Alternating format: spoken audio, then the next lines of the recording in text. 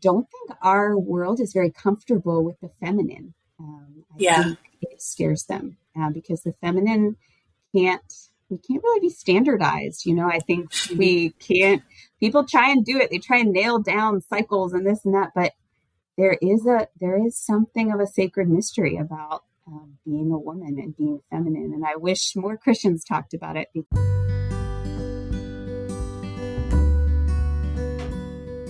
Holy Wild Birth is a podcast embracing the reclamation of giving birth, rooted in God's original design, undisturbed. Here, we share homebirth stories highlighting God's presence as the great midwife, as well as conversations about all aspects of a holistic, spirit-led childbearing year. From the perspectives of myself, traditional midwife Lauren Hall of Rooted in Eden Private Contract Association, and me, holistic doula and birthkeeper Brooke Collier of Sister Birth.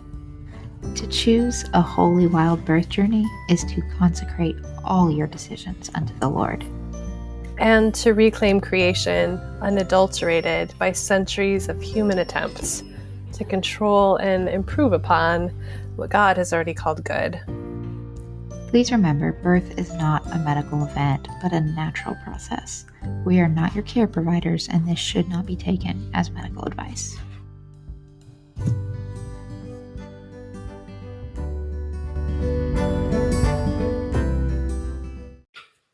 Welcome to another episode of Holy Wild Birth.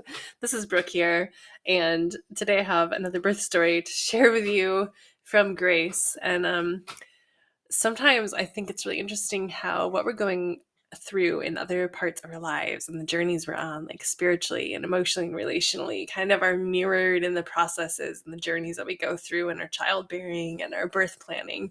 And this is definitely the case for Grace. Her story of finding her way into a home birth is so intertwined with her journey of finding her way into the Eastern Orthodox faith. And so we had a lot of interesting conversation about both her spiritual journey and her birth journey, which makes this just a really fun listen with a kind of interesting dynamic to it. So I think you'll really appreciate it. There's so much richness and depth in the Orthodox faith that you'll get to hear Grace talk about. So grab your cup of coffee or tea and hunker down to give this great story a listen. As we dive into today's birth story, just a reminder that the choices and beliefs of the mamas sharing their stories here are as individual and varied as the storyteller herself, and do not necessarily reflect the beliefs or recommended actions of Lauren and or Brooke. All right. Hello, Grace. Hi, Brooke. Thank you so much for having me. Gosh, I'm so glad you're here. I'm really excited to hear your stories. It's sort of a treat being the host of a podcast like this because I don't usually know the stories in advance, so I get to hear them afresh also. And I know you have 4 of them to share. Yes. Yep. So we're going to dive in. But before we do, I wondered if you would just introduce yourself. Tell us a little bit about you. Yeah, absolutely. So my name's Grace. I'm married to my husband, Austin. We've been married for a little over 10 years. So we celebrated our 10-year anniversary last year, which was exciting.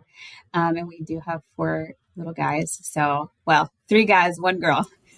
We have a 7-year-old, a 5-year-old, a 2-year-old, and then my home birth baby is number 4, and he's 8 months old.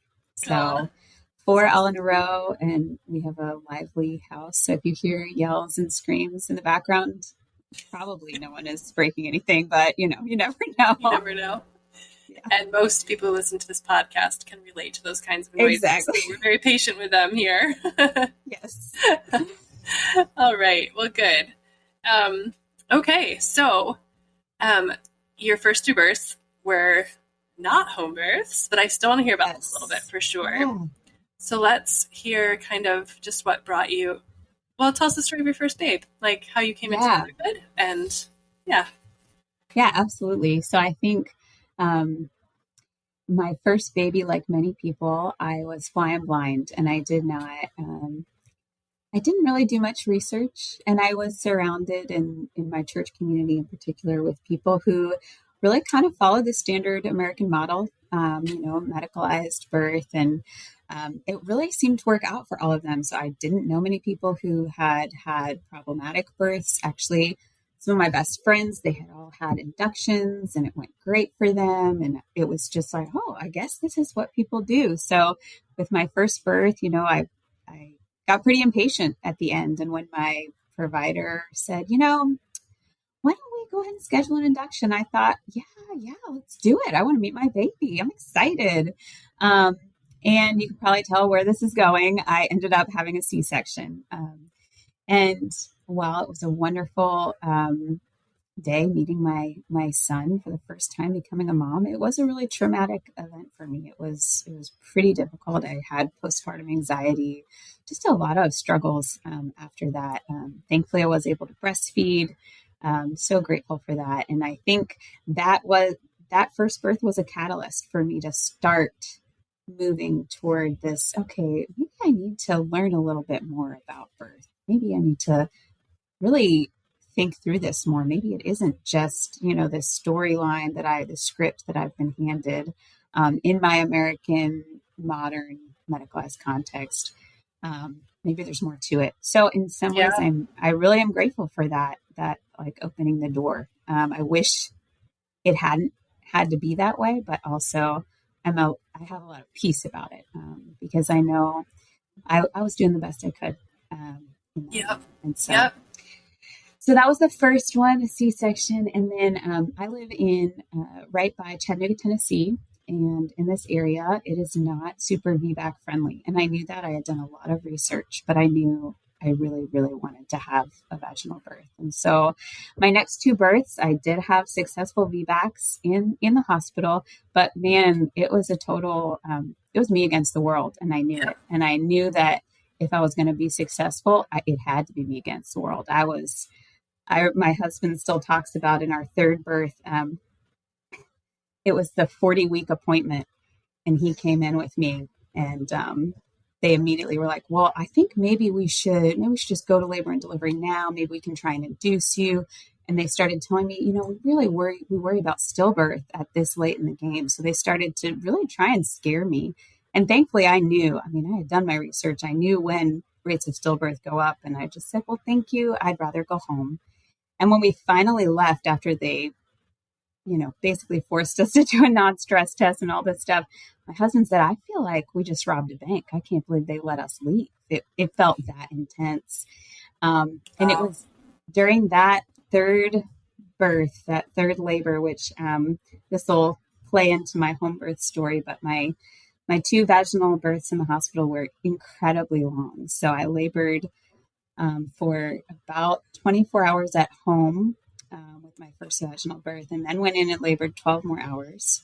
So it was 36 hours. And then for my third birth, I actually was in early labor, just persistent, nonstop for about 3 days before I went into the hospital. But the whole time, when I go in and they would say, well, how long have you been in labor? I was like, I've been laboring most of today, which was not a lie. But I was certainly not about to give them a time frame because I knew, again, I was like, you can't play that game with me. Yep. So during the 3-day long labor, when we were battling with, this system that really, really wanted us to either be induced or to just come in and have another C-section, was trying to scare us with words like stillbirth. My husband said, if we ever have another baby, we are not doing this again. We are having a baby at home. So he is actually the first one who verbalized, which was kind of cool because you hear about husbands being worried. And he was like, no, I do not want to see you treated that way. Wow. Yeah, that is unusual. Again. Now, had you been thinking it yourself, or was him suggesting that I definitely had been on that journey for sure, but he was the first one to actually say it out loud, which was really cool. I'm so grateful that I had 2 successful VBACs in the hospital. I had epidurals for both of them at the end, and they were super long. And I also had prodromal labor for weeks before both of them. So just really long processes. And I think I'm one of those people who has some prodromal labor at the end. It's just a part of the way my body works, or appears to work. And, but yeah, then we get to my fourth pregnancy. So, I don't know if you have any other questions about those first three. The fourth one is obviously the story I'm most excited to share. Let me pause to ask a couple of questions. Yes. Yeah. But I'm impressed by you moving through those situations in the way that you did. Because it's like one part of me wants to say, you're so amazing, way to fight for that, and you did it, like you against the man, you against the girl. Yeah. But then there's this other part of me that's sad, right? Because like, yes, you shouldn't have to fight that, like, in that way. And so it's like, congratulations and good job, but also like, I'm sorry that happened to you. Yes. Yeah, but seriously, pulling that off in a hospital setting that's not usually open to it is a big deal, and you deserve some credit for that. Not to mention that having a VBAC can be internally such a huge process, because you're overcoming these, like, what if my body doesn't work? And, like, did you have some of that, like, internal work to do to get there? I think I really believed it would work. I really did come to the place where I felt like I had a C-section because I was trying to ask my body to do something it wasn't quite ready to do. But if I had let it go and waited and just been patient, my body was designed by God to give birth and actually would do it if I allowed it. And it's funny because after my first VBAC, my husband, he said, I didn't want to tell you, but I really didn't think it was going to work. I was like, well, thank you for not telling me, because I had full confidence it was going to work. A wise man. You have a wise husband there. Right? Yeah. And I didn't mention too, I mean, we could go, there's so many details. As you know, every birth story is so special. But my first vaginal birth she was 10 days late. So that was also kind of it was an exciting ride, because hospitals, they don't like you to go 10 days late. So, no, and I will give my provider, I will give her credit, because she respected me as a patient, and she told me, I would advise you not to do this, but you are the patient, and if that's your decision, I will respect it. Which, as far as somebody in the medical system goes, I'm like, thank you, good job. You at least did that. Yeah, I agree. That's better than I often hear. Yes, of other providers. So. Yeah, that's great. So, and I also just love your husband's protectiveness of you in that space, that he was just like, I can't watch you go through that again. Like, it's a no. Yes. Bless him. Yep. So it sounds like even before you got pregnant with number 4, you and him were on the same page at this time. If we have another baby, it's going to be different, and it's going to be at home. Yep. And I think it's important to mention too, for me, all along the way, and this is way too big of a conversation to even unpack in one go, but there was this massive spiritual shift inside of me happening. I think there was a shift from this obsessive desire to control toward a willingness and a freedom to live in submission to how God created us to be. And submission and freedom, I feel like those words, sometimes people want to pit them against each other, but I have found that they actually can't be separated. I have just found so much, sort of an unexpected, deeper freedom in submitting to just the natural way of being a woman and giving birth. And it's so freeing. And so you can kind of watch it happen in my birth stories, the C-section. I want to control the time my baby comes out. I would like him out now. And even later with my VBACs, and this might be a little controversial, but I know you guys always say it's just the opinion of the person. But sometimes creating a birth plan. I think sometimes I'm going to make my birth plan, and it's going to be this way. And it was another means of me wanting to control the situation and control how my baby comes out in those first 2 VBACs. And then in the midst of all of this, my husband and I became Orthodox Christians. And so Orthodox Christianity is not very well known in the United States, but it is it's the most ancient form of Christianity. So we do liturgies that people did like just a couple generations after Jesus. So it's really so cool. There's so many ancient practices. And that journey really mirrored a lot of this kind of leaving behind control, because when you go and become part of an Orthodox service, it's really not anything you get to control. It's no one's out there like, let me make a service that you will like. They're like, well, this is the ancient liturgy. And if you would like to step into it and participate, we welcome you. But you're not going to be the one who, picks the song for the week. It's actually the ancient liturgy you're stepping into. And I felt like as I was doing that in my spiritual life, I was also doing that with this fourth pregnancy, where I was really just being willing to step into this participation of this ancient thing that, mother after mother after mother has participated in for generations. And now I'm going to come in and get to participate in it. And it's a little scary, it's scary to release control.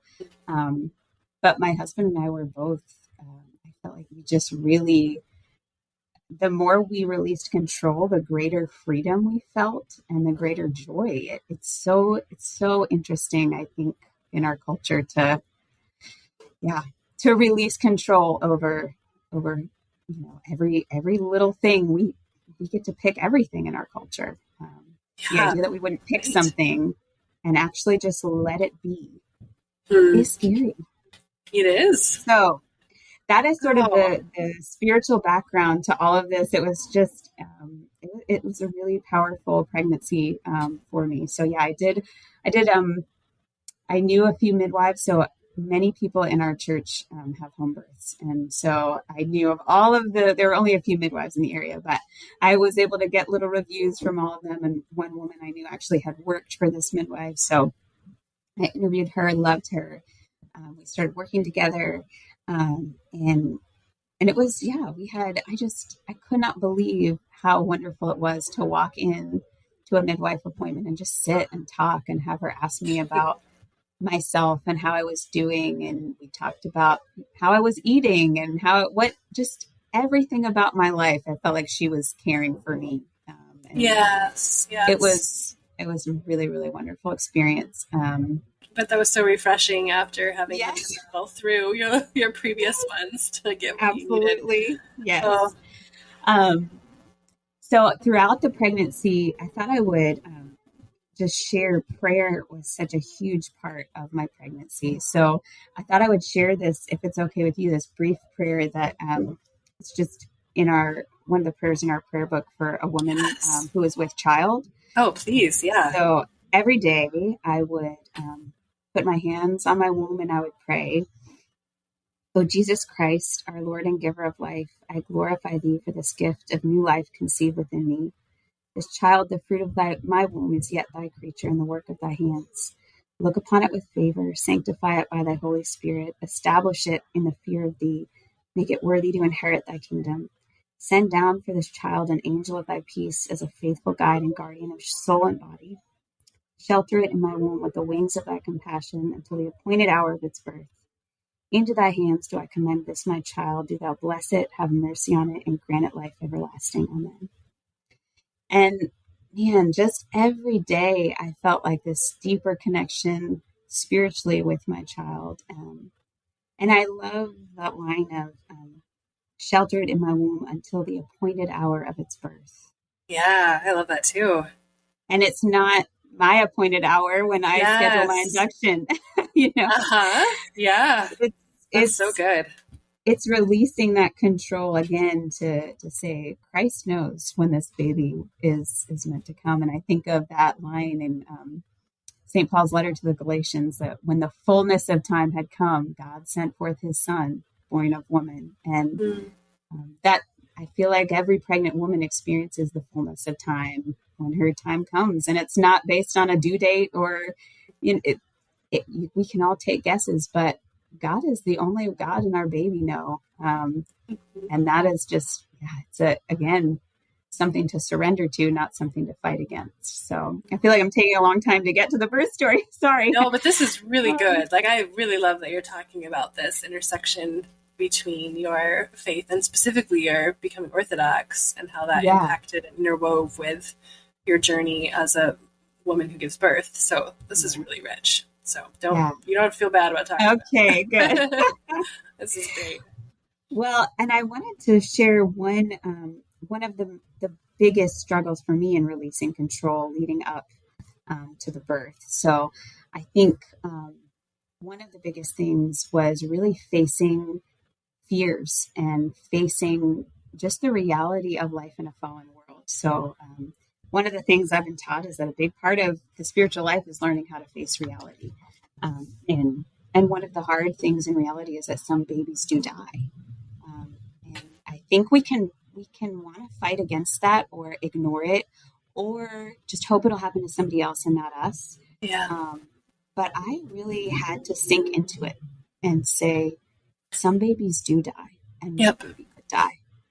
And instead of fighting against it or pretending that fear wasn't there, I just had to look it in the face and rest in the goodness of God and not rest in the statistical likelihood that outcome won't happen to me, but rest in God's goodness, whether or not my baby lives or dies.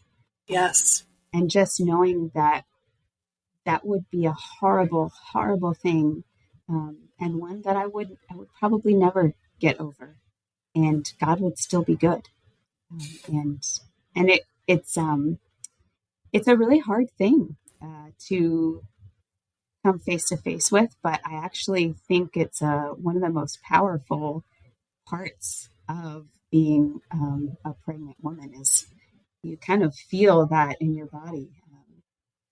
And death feels so close, even as life is growing inside of you. And so I think, that is probably the scariest part of releasing control is that we like to live in this maybe fantasy land where we can actually get around death, but we can't. Yes. And none of us escapes death in the end. But we have such a victory in Christ's defeat over death. And I think that is another, just to bring it back to the spiritual life. In the Orthodox Church at Easter, Christians around the world, we sing this hymn, and we sing, Christ has trampled down death by death, and upon those in the tomb is bestowing life. So we sing it over and over and over at Easter. Christ is risen from the dead, trampling down death by death. And that just resonates in my mind. He's trampling down death by death. So my hope is not in that there are all of these great statistics about home birth and it is safe, and all of which is true. But that's not my hope. My hope is that Christ has trampled down death by death. And I know that whatever happens as a result of my home birth, I can rest in that truth. Yes. And I can rest and trust that God created my body to give birth. That this is really just something that He has designed for us as women. I think one last thing I'll say before I get into the actual story that I thought about a lot is how I don't think our world is very comfortable with the feminine. I think it scares them because the feminine we can't really be standardized. I think people try and do it. They try and nail down cycles and this and that, but there is something of a sacred mystery about being a woman and being feminine. And I wish more Christians talked about it because I hear it from non-Christian circles, but then you can often get into kind of like pagan goddess type stuff. But I think the fact is God created us to, in His image, to really image this mysterious part of Himself that men don't reflect. We are hard to nail down and hard to standardize. And I think that is also at the root of a lot of the problems with medicalized birth is trying to standardize something that is inherently mysterious and can't be nailed down in a way that people would like. So yes. Oh, just throwing that in there. This is such a good sermon you're preaching right now. This is so good. I didn't even mean to go down that rabbit hole. It's like, is she ever going to tell her birth story? Oh my gosh. No, this is just as valuable, and it frames your story so well, I'm sure. Good. So that's really great. In fact, one thing I'm not Orthodox, but I have had this fascination. I said on another episode, I've been reading an Orthodox Christian book during my postpartum time, and have a couple of friends who are Orthodox. And anyway, I've noticed that the Orthodox Church does seem to do a better job of making space for sacred feminine than the mainstream Protestant or evangelical threads of the Christian family do. I don't know how to say that exactly. I know. Which is really, that's one thing that's really attractive to me about it, is the inclusion of and space for that. And I love the way that you talked about that. Because God made man and woman in his image collectively. And so we each mirror a part of him in a different way, right? And the feminine mirroring is less comfortable to a male-dominated society. Mm-hmm. And so often gets kind of just shushed, like, you just sit down in the corner there. Yeah. But it's really compelling to think about how, in kind of surrendering to our design as women, giving birth, we are also allowing our imaging of God in that unique way to shine and show forth. And what a cool invitation that we get to do that. And it's bigger than then it becomes about more than just the actual birth, but about what's happening in our becoming free to mirror God to the world. So yeah, really good stuff. I completely agree. Well, so all that was going on in you during pregnancy. So there was a lot in there. Yeah. Wow. It's so, but that's the thing about it, right? Like you're making a perfect demonstration of something I'm always telling people, which is that our pregnancies are an invitation from the Father to encounter him in new ways and to be transformed. And it's really sacred ground if we let it be. And if we're open to that and listening and paying attention. So it sounds like you were really getting to you really did get to sink into that during this pregnancy. Yes, I really did. And at the very end, so the last trimester, I had incredible pain in my hips. I'm not sure what it was. It didn't get fully, I didn't go get it diagnosed, but I was in pain from the moment I woke up to the moment I went to bed. I went to the chiropractor. I did everything I could. And even he at the end was like, the only solution for this is to give birth. It's the only thing that's going to help you. And it wasn't just sciatica pain. It was at the very end in the last week, I couldn't actually walk. I had to hunch over and I could shuffle around my house. Because I was in such intense pain. And there was a prayer in our prayer book. It's a longer one, so I won't read that one, but it's a prayer for someone suffering from chronic pain or a chronic illness. And that every day I would just pray that prayer. And most days I would cry praying it. And it really is just an offering it up, asking God to take it away, but saying, even if you won't, I ask you to take the suffering, just as a part of my worship to you. And again, it was an invitation to surrender and to submit and to not fight against it, to not try and control it and fight against it, just walk through it. So my estimated where I think I'm going to give birth day went by. It was April 24th, I remember. And a few days more went by. And all along the last few weeks of my pregnancy, I was having pretty on and off prodromal labor. So just a lot of I would have contractions every 15 minutes, then every 10, then every 5 for hours. And then it would stop.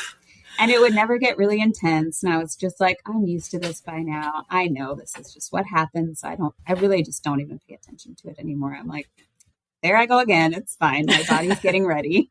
And I really do see it as, and my midwife encouraged me in this too. None of it is unproductive. It's all readying your baby or your body, and it's good.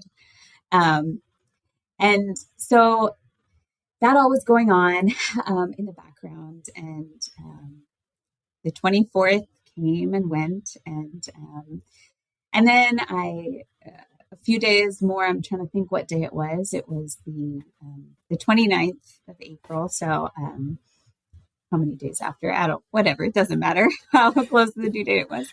It was the 29th of April, and I didn't have any prodromal labor that day, no little contractions. So I was like, okay, we're good. Another day. My husband and I was tired. We got into our bed, and we actually were watching the show Parenthood. I don't know if you've ever seen it. Okay.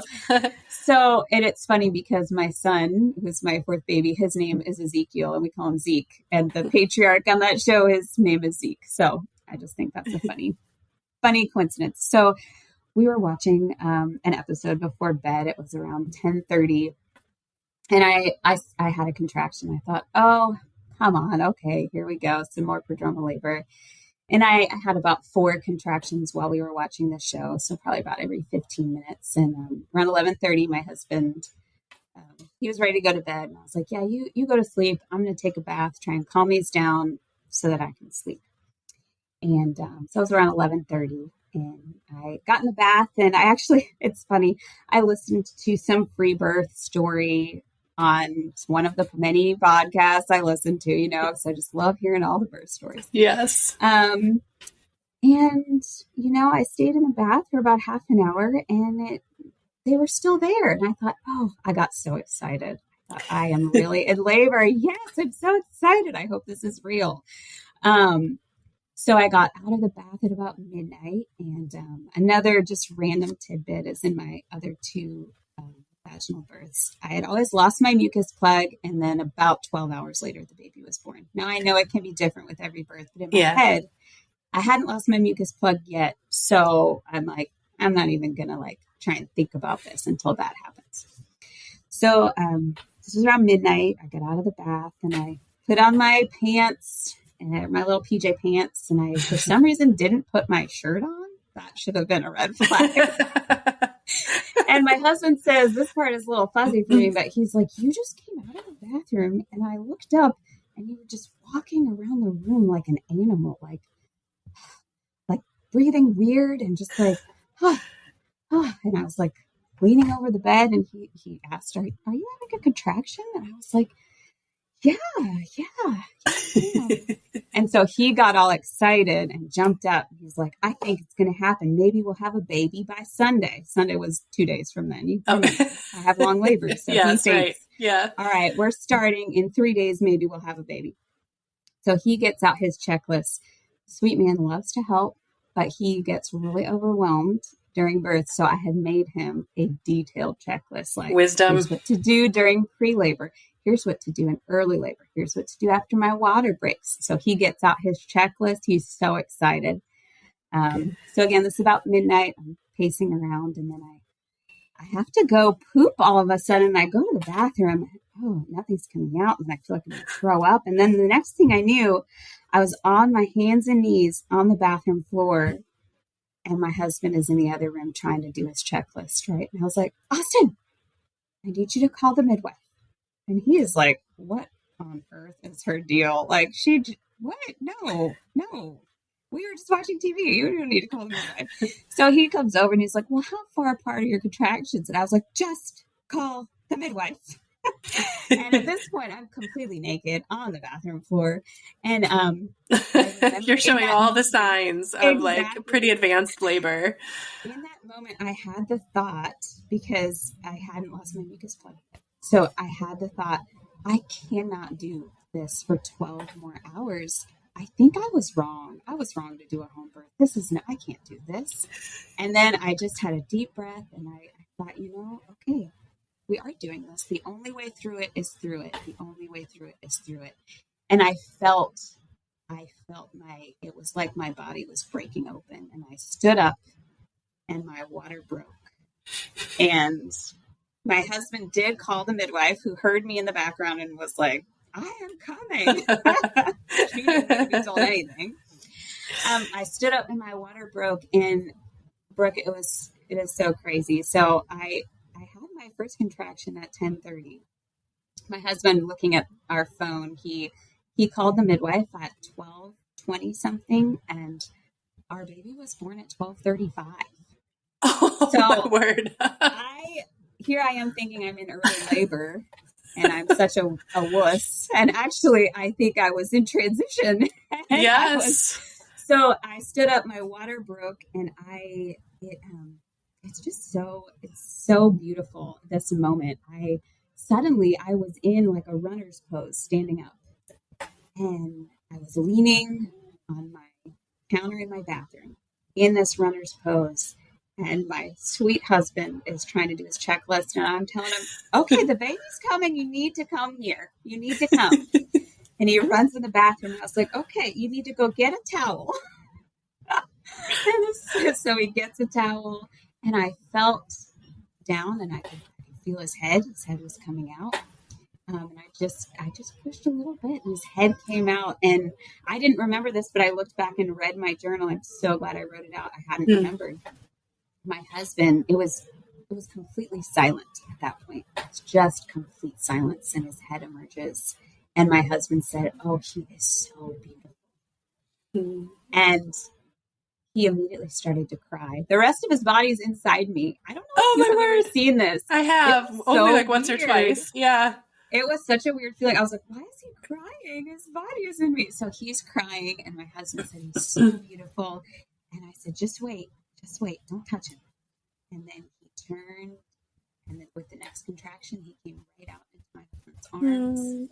And of course, I sat down on the bathroom floor on the towel, and my husband wrapped us up, and it was truly just one of the most sacred moments of my entire life. It was, it almost feels wrong to share the story, because it's like these words can't even begin to encapsulate how beautiful and sacred the moment was. All we can do is make an effort, right? There's nothing compared to the actual moment itself. And the same was true for my husband. We both say this is just one of the best things that's ever happened to us. So my midwife came, 40 minutes later. She lives pretty far away from me. But yeah, man, we had not set out to, I'm gonna do this radical free birth or anything like that. Right. But I can see the loving hand of God guiding me on this path to surrender and submission in such a way that when this happened, I wasn't at all afraid. Yeah. Once I just felt full freedom and joy, and I felt like I got to be truly present in this birth. And going back to the feminine thing too, I just think there's a kind of knowledge that you can't learn from a textbook. Like there is a knowing, like, I didn't think I'm going to stand in a runner's pose now because that's the way my baby needs to be born. No, my body working with God, working with my baby, knew something I didn't even know I knew. Yep. And it did it. And no one had to tell you to do it. No one had to tell me. Yeah. And no one had to tell me how far along I was, or if I was dilated enough to push, or if I could, nothing. And it was just really and truly one of the best experiences in my life. And it's so funny because people will ask me, "Oh, how was your birth?" And I'll say that, and I think it freaks them out a little bit. They're like, "Oh, didn't expect to hear that." No, that's not the typical answer. Okay, well, bye. Yeah, I don't have any follow-up questions. I can't relate to that. Exactly. So, man, and I also just want to say too, I am so great. I should have said this earlier, but I'm so grateful for you and the work that you do, because that also played a huge role during this pregnancy, especially.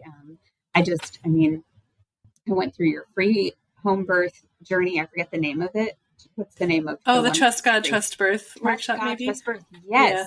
Which even just the name, I feel like resonates with so much of what I've said. So you can probably see your fingerprints on some of this, some of the things that I've shared, because it was just so helpful to have a Christian voice speaking about all of these things, because you hear, and I'm really grateful for all of the women who maybe come from less of a Christian perspective, but who do embrace this mysterious feminine knowledge that our bodies have. I'm grateful for the work that they're doing, but it's just so much more encouraging to hear it from a fellow Christian who actually is lifting that up in thanks to God, not just the universe or the, some goddess or something like that, but really Right.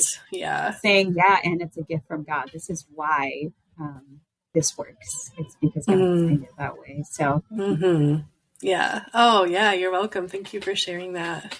It's humbling to know that played a small part in your beautiful journey. Absolutely. It's so cool. Yeah. That's a pretty dreamy birth.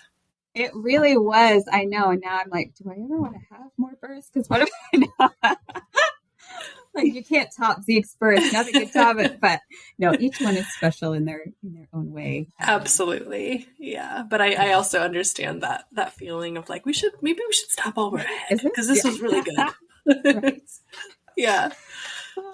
I Wow. want to say too, the postpartum, and we can talk more about the birth too, but I just wanted to mention that how important that just the resting is postpartum. I think that was also a change for me, and another release of control. In the past, I was really living in a lot of pride.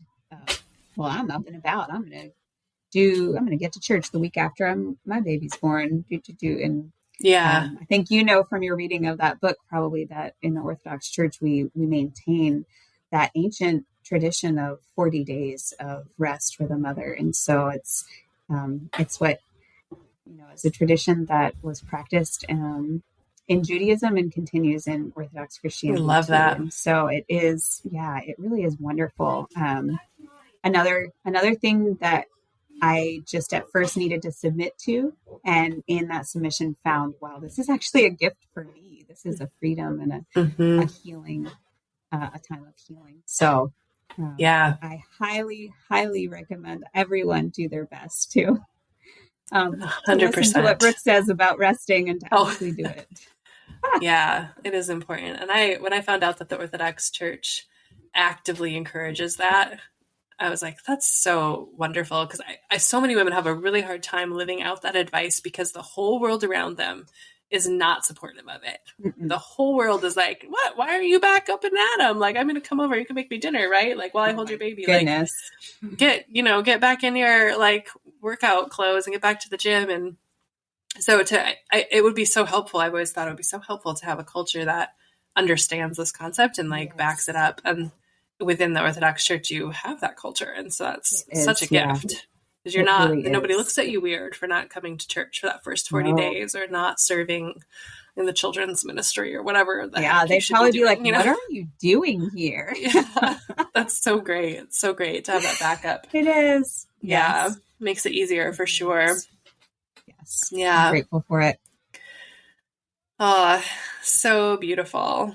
So beautiful. And I just feel like it's interesting to me, and I don't know if you would agree that this might have played a role in why your fourth birth was so much quicker than your others, but like apart from the obvious like change in location and being in familiar territory and feeling safe and such, all that work you did of surrendering and letting go of control, like I have to wonder if that allowed your body to just kind of like do what it needed to do because you weren't controlling it. That tension of control was gone, so it could move faster.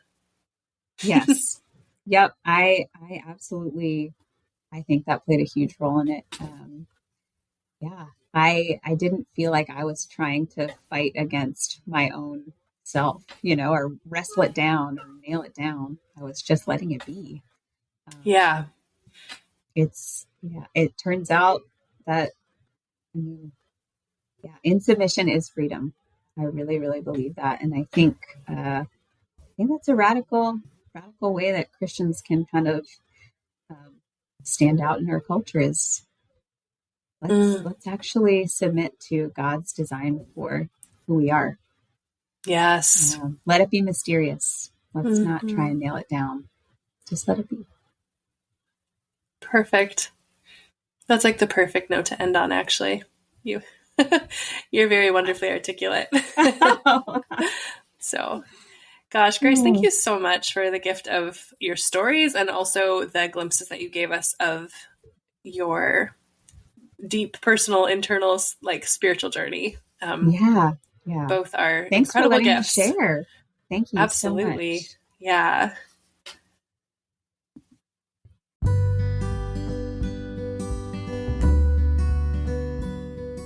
Thank you so much for tuning in to this week's episode of Holy Wild Birth.